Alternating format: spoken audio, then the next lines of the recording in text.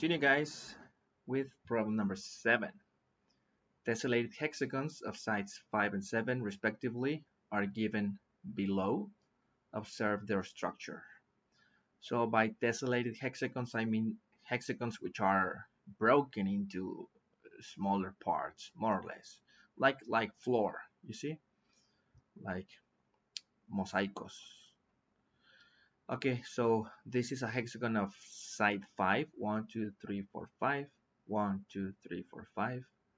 And this one is a hexagon of side 7.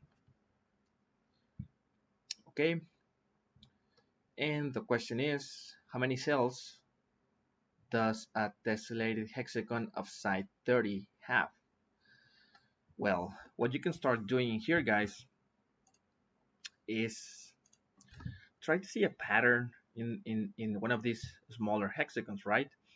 What we can see is that it's composed of rows of cells. I'm gonna call each one of these cells. So it's several rows of cells going from less cells to more cells, more, and more, and then less, and less. So how many cells are there in here? We have 5, and then 6, 7, 8. The greatest row is 9, and then we go back. Okay, so if I wanted to count, or if I wanted to count all of these cells in total, I can observe that basically I have two sequences, right? I mean, you can consider, well, yeah, I'm gonna go all the way up to 9. You can consider this sequence, and you can consider this other sequence. And basically, what you have to do is get the sum or the series of each one of these sequences, and that's all, guys. You see, for example, the series for this one, that would be, well, the first term is 5, and the difference is 1. And once you have these, guys, you can get the series for this particular sequence. And the same for this one, right? You can get the series of this and the series of this. In this particular case, the series would be S5 because it consists of 5 terms. That's going to be equal to n times un, I'm sorry, u1 plus un over 2. And that's going to be equal to 5 because n, which is this little bit, is equal to 5. u1 is 5, un is 9 over 2. And that's it, right? That's how we get the series of the sequence plus the series of the other sequence, which is a little shorter than this one. When we add this series plus this series, I'm going to get the total sum of the cells. So that's the idea, guys. It's all you have to do is get these two series independently and add them. Now, if you go to your hexagon of side 30, what you can observe is this. The first row is going to consist of 30 cells, and then the next 31, etc. up until this one, this row. How many cells are there going to be in the greatest row? Right here, what's going to be this number? Well, if I observe this one, guys, what I can see is that the number of cells starts on 5, which is the same as the side of the hexagon, side 5, right? And then it goes up to 9. So all you need to do is count. Like you're gonna advance 4 places, like 5, 6, that's 1 place, 2 places, 3 places, 4 places. So you're gonna advance 4 places to reach this one. And what is 4? Well, 4 is just one integer less than the side. You see? So if this is side 30, this hexagon is side 30, then how many places I'm gonna have to jump? Like 1, 2, 3, 4, 5. How many?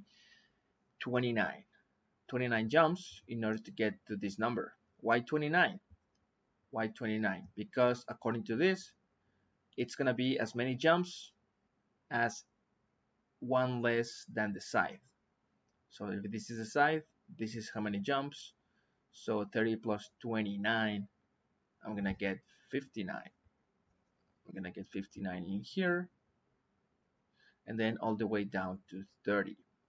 And this is going to be 58. So I'm going to have to add all of this sequence. I mean, all of this, yeah, the terms in this sequence and all of the terms in, in this sequence. And that's it, guys. That's how you solve this problem.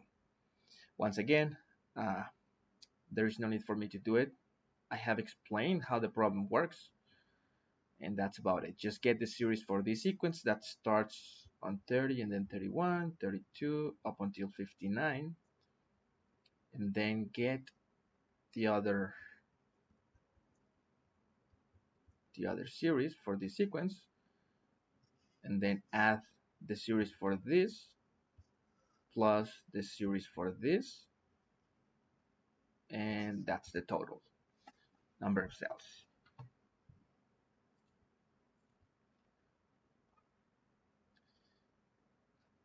Number 8. Let me do this. Number 8 says the sheet of a newspaper has a thickness of about 1/10 of a millimeter. What will be the thickness of a newspaper that is folded 10 times? So first you have a piece of newspaper, and the thickness of this, el grosor, that's 0.1 millimeters. So when you fold it, let me see if I can draw this. Yes, when you fold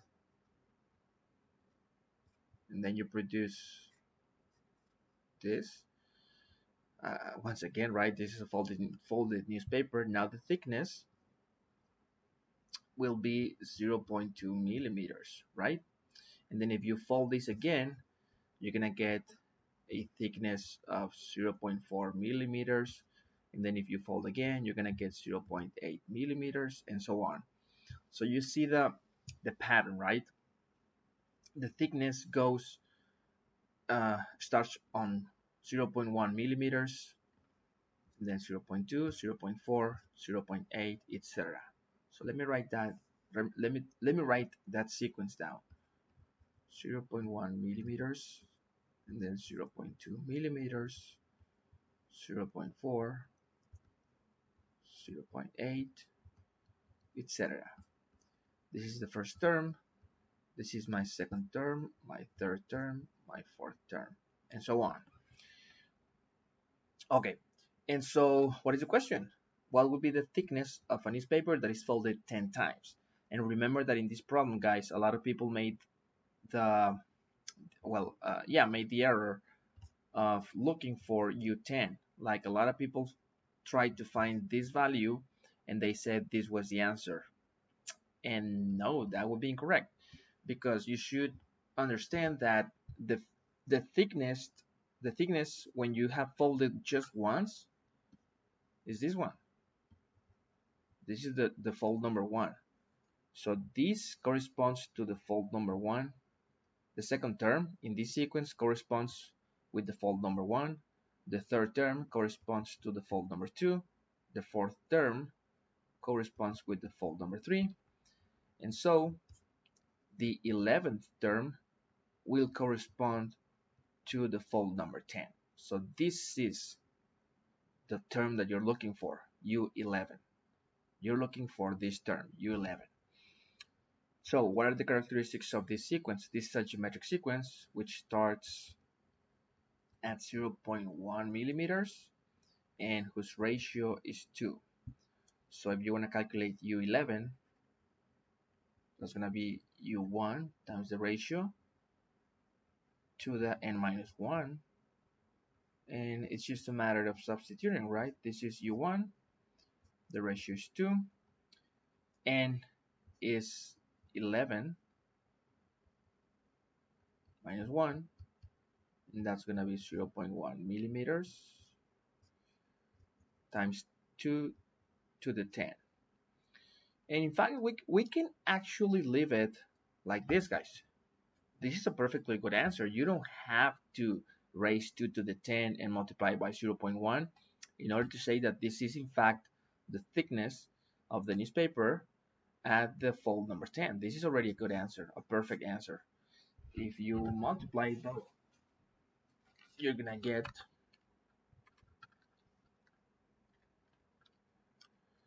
102.4 millimeters. But once again, both of these answers are perfect. They are the same number, guys. You need to understand that.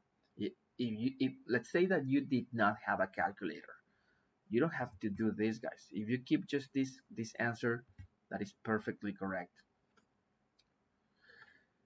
And what will be the thickness of a newspaper that is folded 100 times? Well, you're gonna be looking for U101 according to the same scheme, and that's it.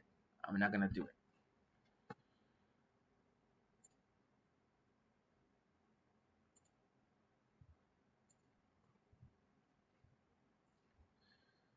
Okay.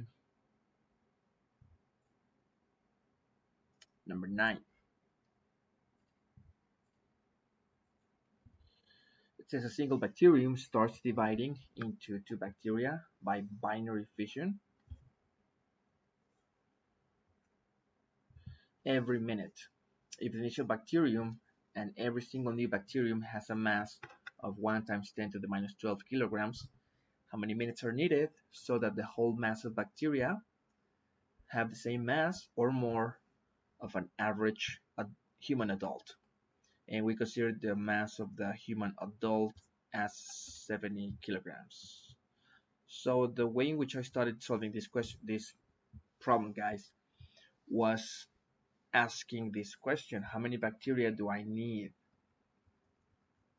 How many bacteria are needed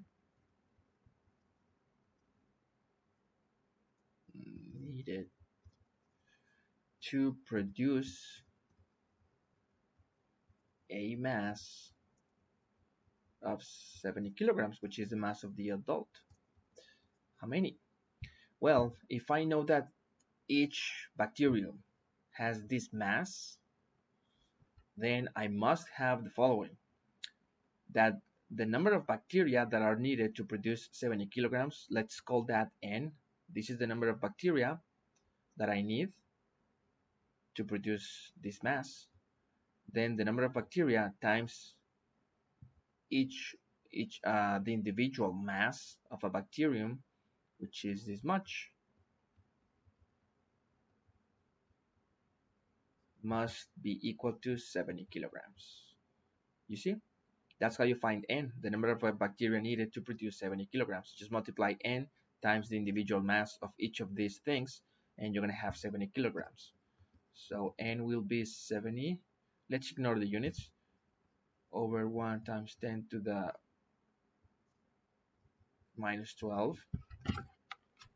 Once again, you can actually you can keep this number. That's fine, guys.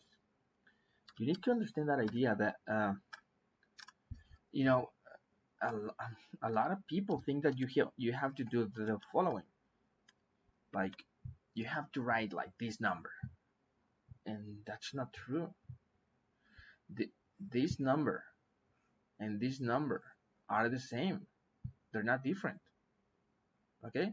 So suppose you don't have a calculator. If you give this number, that is perfectly correct. There is no mistake. Okay. So we need this many bacteria. So how do we start answering this question? Well, that's how we started. How do we continue answering this question? Well, let's see. Let's suppose that I start counting the bacteria at time 0, which is when the clock starts. At time 0, I have a number of bacteria equal to 1. This is my first observation.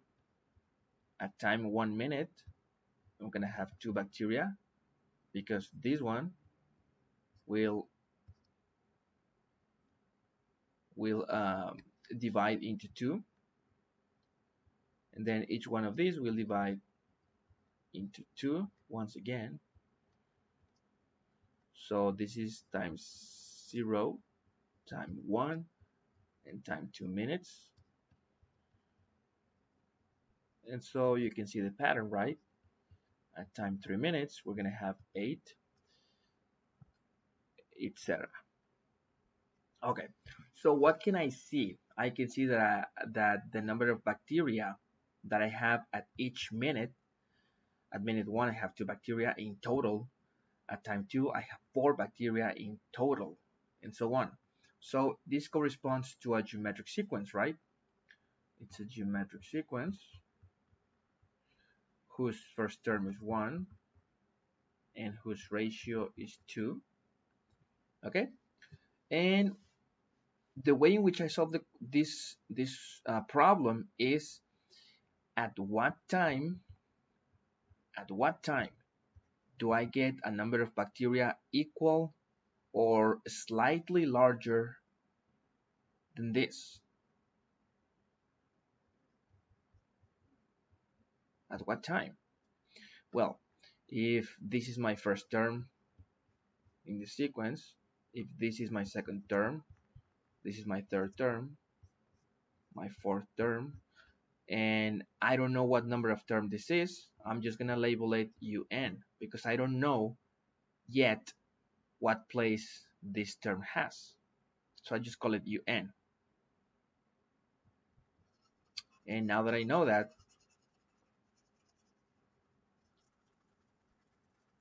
I can use the formula for UN. You know, we only have two formulas, guys. The formula for UN and the formula for the series, both in the geometric and the arithmetic sequences. So there's not much to work with. So UN is equal to U1 times R to the n minus 1. Let me substitute UN for this much because that's what I want UN to be. UN must be equal to this much. U1 is equal to 1 according to what I wrote here. The ratio is 2 to the n minus 1. Let's simplify a little bit. There you go. And what I told you guys was that I understand that we don't know how to solve these types of equations yet. That's okay. What you need to do is just use a calculator in this case and just start to raise 2 to some power. 2 to the 4, 2 to the 10, 2 to the etc. until you get either this value or slightly larger. So if I remember well, that number was approximately 2 to the 46, if I'm not mistaken. That's right. If you use the calculator, guys, you're gonna find that 2 to the 46 is equal to 7.3 times 10 to the 13, which is just slightly larger. If you go with 2 to the 45, you actually fell shorter than this number. So just add one more in the exponent to get 2 to the 46 equals this much, which is pretty much this. So 2 to the 46 is this.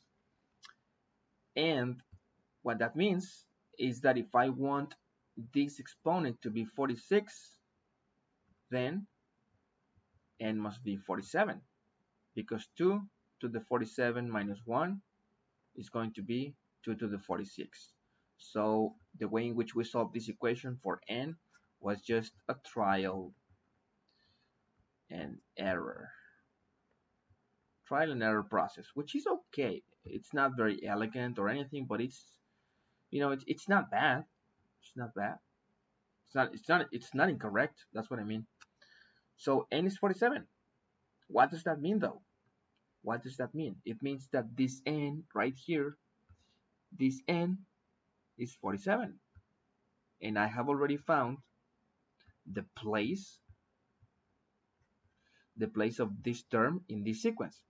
This is the first term, this is the second term, this is the third term, and this is the 47th term. Okay, so what? I mean, the problem is not asking me about places or anything. It's asking me how much time, how many minutes are needed to get to this much bacteria. Well, now all you need to do is observe the following pattern. The first term corresponds with time 0. The second term corresponds with time 1.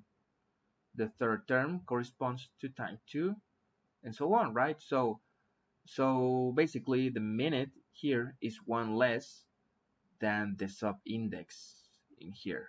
So if I'm looking for this question, guys, for this particular value, then this one should be one less than this sub-index 47.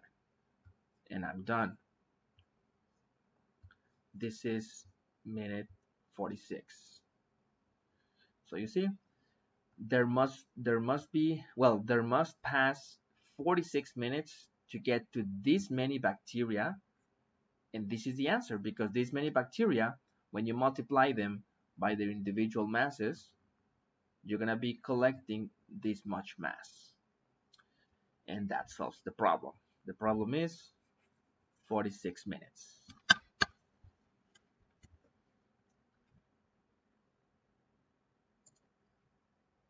Okay, number 11.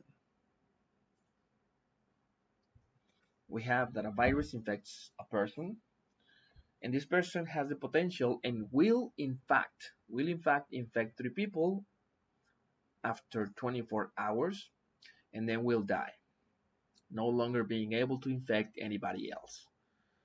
The same property is passed on to any new infected person.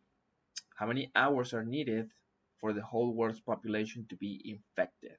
So let's first find this data, right? Like I need how many people there are in the world, which is, I'm gonna just say it's about 7.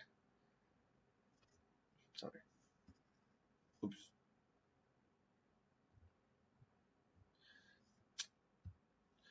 I'm gonna say it's about 7 million. Okay. I mean, not 7 million. I'm sorry, 7,000 million. Okay, which is usually called in English as 7 billion. 7,000 million. 7 billion. I'm gonna round to this number. I don't care what the real number is. So we have this many people. Okay, fine. Now, how does this work? How does this phenomena occur? Well, we have this at time 0. Let's do the same thing like we did before, like some sort of table or something. Let's suppose that at time 0, the first person is infected. Okay, I have one person infected at time 0 hours. That's good. Now at time 1 hour, what I'm gonna write in here is the number of people that this person will infect, which is 3 people, right? You see? And then at time 2 hours, I'm gonna write the new people that these 3 people before will infect. Now this other person will not infect anymore, because by this time, after, no, I'm sorry, it's not 1 hour, it's 24 hours. Sorry about that. 0 hours, and then 24 hours, and then 48 hours. Or you might just say 1 day, 2 days. And then yeah, after 24 hours, this person no longer exists. We only have these people, and this will infect, each one of these will infect 3 other people. So how many new infected people will we have by the second day, which is this? 9. 9 newly infected people. Okay, then 72 hours. These people are no longer alive, so this cannot infect other people by this time. And so only these 9 people that are infected at the moment will be able to infect other people. How many people? Well, each of these will infect 3, so it's 9 times 3, 27 people. And the same continues, the same pattern, right? Okay, so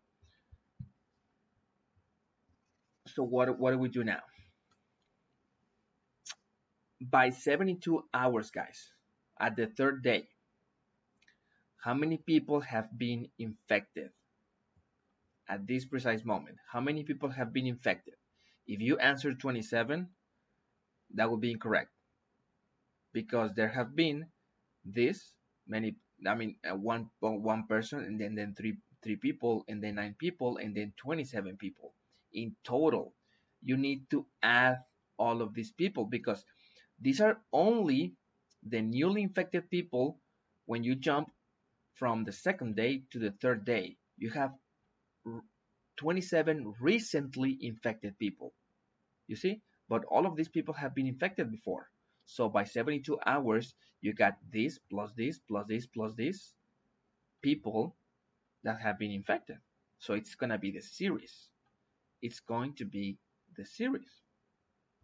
Now, at what time or at what hour? Well, let's just focus on days. That's much simpler, right?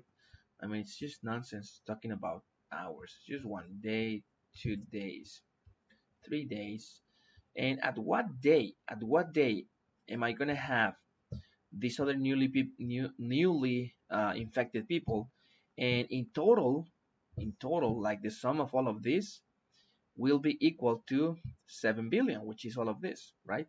So this is the first term, this is the second term, this is the third term, the fourth term, this is the nth term.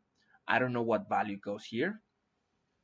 I don't know yet, but I do know that the sum of this plus this plus this plus this plus this plus this plus this plus this up until this, all of this sum should be equal to this.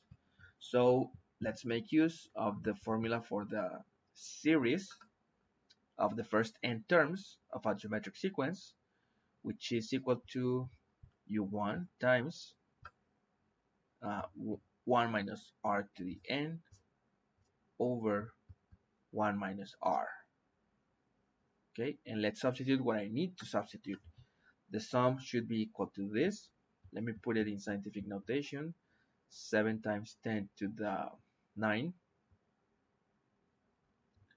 What is u1? It's 1. And then 1 minus the ratio. What is the ratio in this sequence? It's 3, right? 1 times 3, 3. 3 times 3, 9, etc. Then we have n. And then we have 1 minus r, which is also 3. Let's simplify a little. 7 times 10 to the 9 equals 1 minus 3 to the n over minus 2. And once again, let's just simplify a little bit. We have minus 14 times 10 to the 9 equals 1 minus 3 to the n. And then we're going to have, when you rearrange these terms, you're going to have 3 to the n equals 14 times 10 to the 9 plus 1. So look at this equation, guys. And we're going to take the same approach that we did with the one about the micro. All I want you to do is, with the calculator, find an exponent so that when you raise 3 to that exponent, you get approximately this value. Now, this number, guys, 14 times 10 to the 9, is such a big number. I mean, this is a 14 with 9 zeros. 14. 1, 2, 3, 4, 5, 6, 7, 8, 9. This number is gigantic in comparison with 1. So you might as well ignore this plus 1. It doesn't make any difference. So just try to raise 3 to some number n so that you get 14 times 10 to the 9, or which is the same in exponential notation, 1.4 times 10 to the 10. So I'm going to take my calculator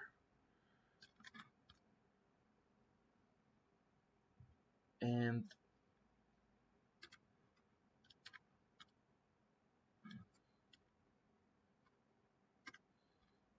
3 times 10 to the 15, that's 1.4 times, no,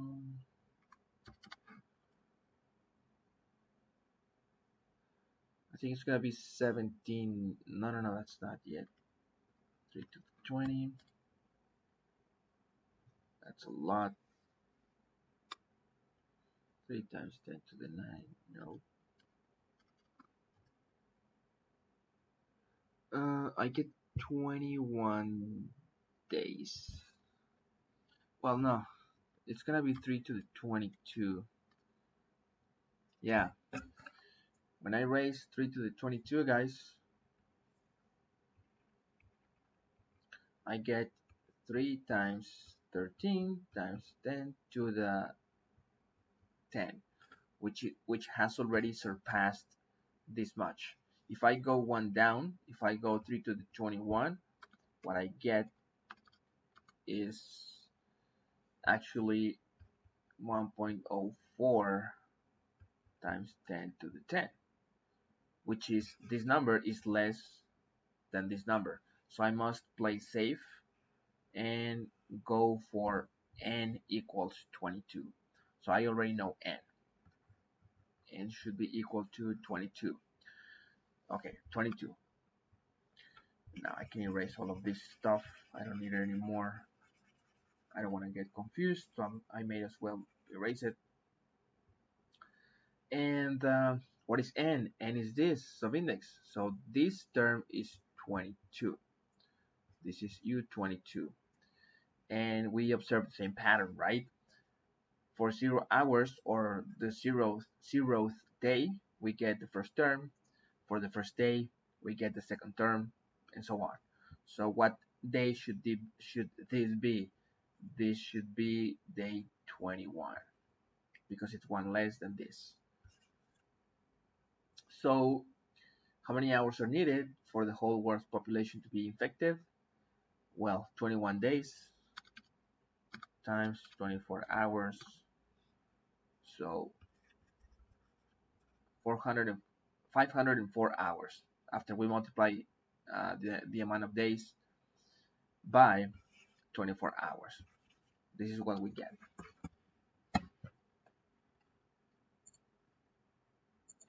And the final problem.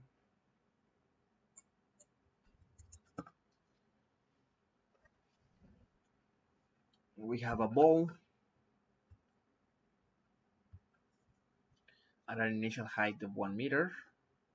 So let's put that ball over here. This is 1 meter.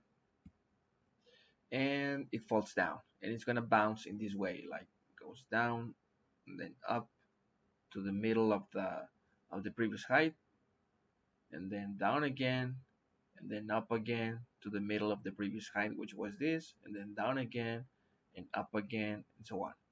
Now, this is not a clean way to draw this phenomenon, right? Because all of these lines are going to be overlapping. That's why we need to give clarity to the problem and do this. Like, it falls down, it bounces up to the middle of the previous height, it goes down again, it bounces to the middle of the height, etc. And it's gonna do that. But this is not the trajectory of the ball, guys. The ball is doing this: up, I'm sorry, down, up, down, up. You must understand that. Okay, so uh, that's all that's happening, right? That's the context or the phenomenon that you're observing. And the question is, how much distance would the ball have traveled at the moment of the 10th contact with the floor? So this is 1 meter, and when it falls down, that's 1 meter already, and then zero point 0.5 meters, and then zero point 0.5 meters back again. So right here, when the ball touches the floor for the second time, we have already 1 meter covered of distance plus zero point 0.5 meters plus zero point 0.5 meters. So we have 2 meters. You see? And by the time it touches the ground for the third time, we have 2 meters times 0.25 plus 0.25, so it's going to be 2.5 meters, and so on. So that's the idea of the problem. Now, of course, you're not going to be doing this, guys. Like, um, you're not going to be adding this plus this plus this plus this by hand. No, like do some reasoning, right? You need to do some reasoning. In the problem about the bacterium and the the other the people, I think, I mean, yeah, you used an approach for this because you did not know how to solve those equations. But in this case, we can actually do some reasoning, and that reasoning is this. The reasoning is that we have a sequence, right? This bit is, sorry, this bit is 1. This distance is 0.5. This distance is also zero point 0.5. This distance is 0.25. This distance is 0.25, and so on uh, up until you have the tenth touch on the floor. Okay, so let's see. Sorry. So let's see, guys. This corresponds with the first touch, the second touch, the third touch with the floor. So let's see. We have a sequence, right? Let's look, since this is not symmetrical, like this starts just with 1 and then you have 0 0.5, 0 0.5, 0.25, 0.25, etc. Let's put this away for a moment. Let's not count the first going down. Let's not count it. Let's just count this plus this and so on. So what do we observe? We observe a sequence 0.20, 0.5 and then 0.25, 0.5, 0.25, and then half of this, and so on. U1, U2, U3. How much is half of 0.25? 0.125, and so on. Now, what's going to be this one in here? And this one. If this is the first term, and it corresponds with the first touch, you see? The first touch corresponds with 0.5. The second touch corresponds with 0.25, etc. So this one, um, these two terms will correspond with, let's see, give me a moment to think.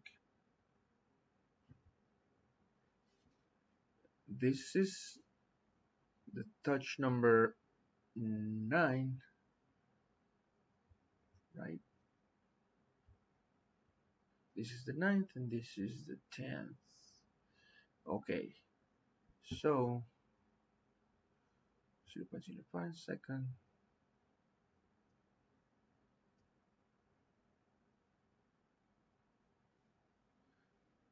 Okay, so I'm looking for the second with 0.25.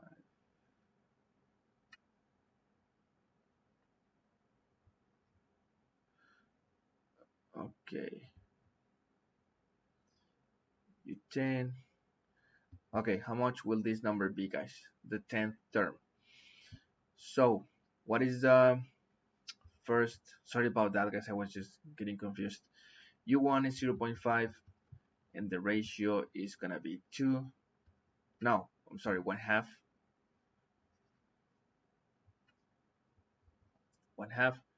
because you're gonna be producing all these other terms by multiplying this by 1/2. Okay, so let's get U10. U10 will be U1 times the ratio to the n minus 1. So it's going to be 0.5 times the ratio, which is 1/2, to the 9.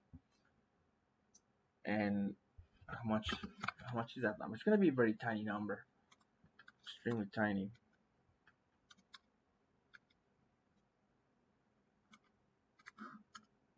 It's really, really, really small.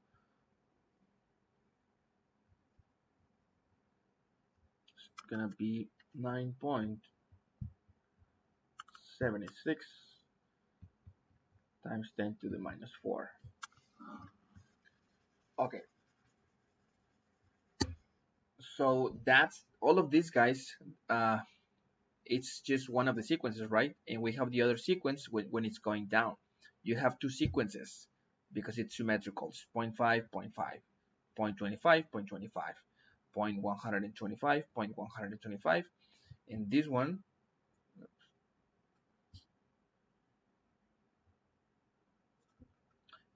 is, these two terms are this. Okay, so we have to add them. We have to add all of this, and that's gonna count for only the first part, the going up. They're going up. So let's add all of this. S10 is going to be equal to the first term times 1 minus the ratio to the n over 1 minus r. So S10 will be 0.5 times 1 minus the ratio, which is 1/2, to the 10 over 1 minus 1/2. So all of these, guys, whatever number this is, I don't care. I don't want to do it. This is a series for the first section, like this plus this plus this, all of these distances in yellow, and then you have to multiply that by 2 in order to account for distances when you go down, this and this and this and this. Okay, and finally, once you have done that, you have to add the term that we took away at the beginning, which is 1, which is this. So basically, guys, I know for a fact that this is going to be something very close to 3 meters. That's going to be the total of these distances. And that settles the whole thing, guys. Okay, let me stop it right there because I'm very tired. I want to sleep. Okay, guys. So now just wait for the read the document, please. The document that I will upload to Teams.